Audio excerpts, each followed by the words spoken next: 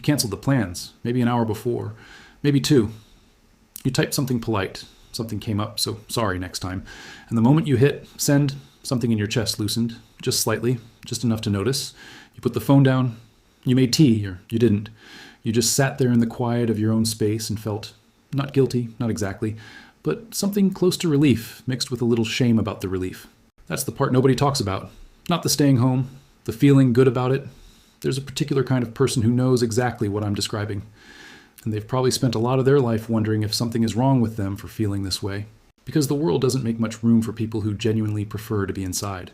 It frames it as avoidance, shyness, introversion, if it's being generous, like it's a personality quirk to be managed, rather than a way of being that has its own quiet depth.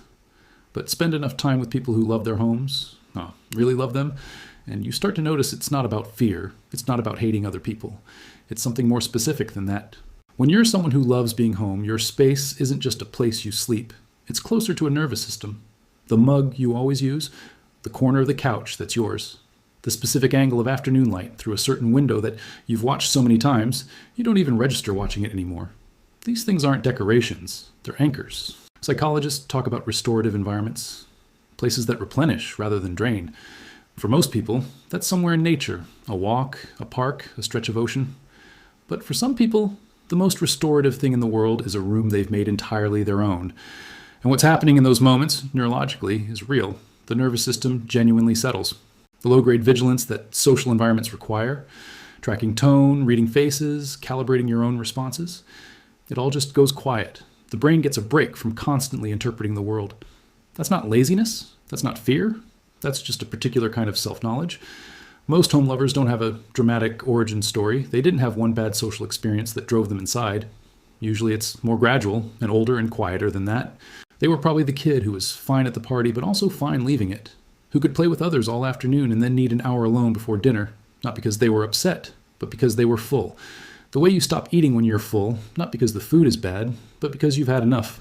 The technical word is introversion, but that word has become so diluted by now, attached to too many Pinterest quotes about reading books and disliking small talk, that it barely means anything anymore. What it actually describes is where a person gets their energy from, not whether they like people, not whether they're shy, just the direction the energy flows. And for some people, it flows inward. Solitude fills them up rather than emptying them out.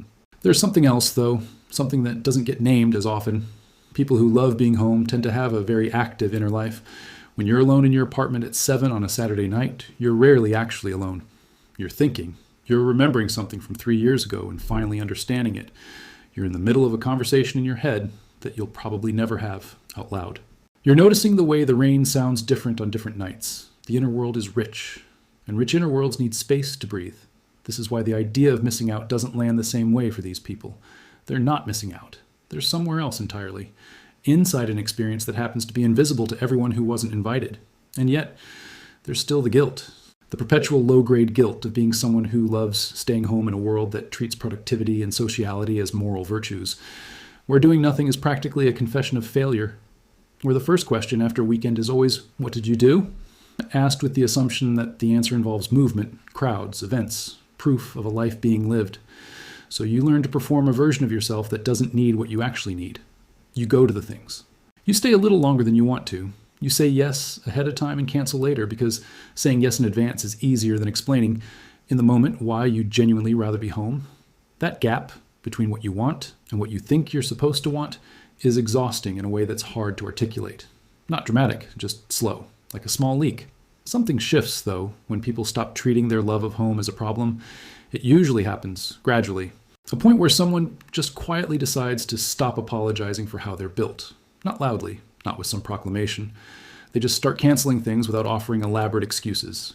They start protecting their evenings the way they'd protect anything they value. They make their space more theirs. The plants, the books stacked just so, the specific playlist that belongs to Tuesday nights in winter.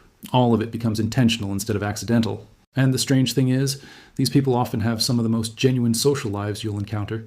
Because when they do show up, they actually chose to be there. There's no resentment underneath it, no half-presence. They're not thinking about leaving. They arrived wanting to be there, which means they usually are.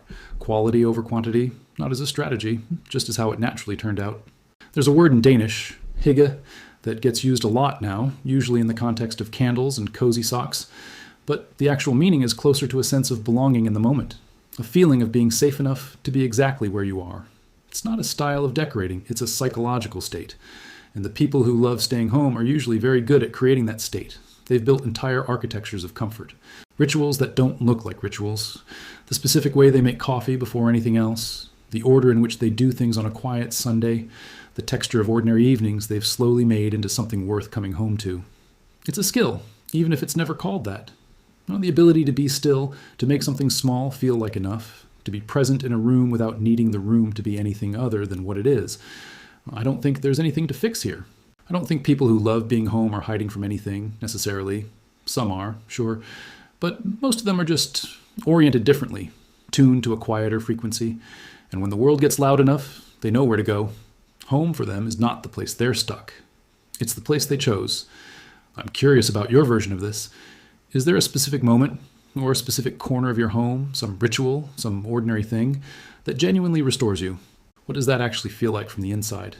Leave it in the comments.